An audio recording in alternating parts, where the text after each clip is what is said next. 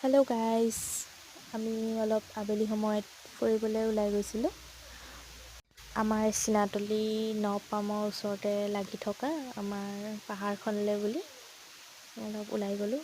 ইমান ধুনীয়া সৌন্দৰ্য, প্ৰাকৃতিক সৌন্দৰ্য, তাকে অলপ মনটোকে ভাল লগাবলৈ বুলি আমি ওপৰলৈ উঠি গ'লোঁ বাগান চাবলৈ বুলি।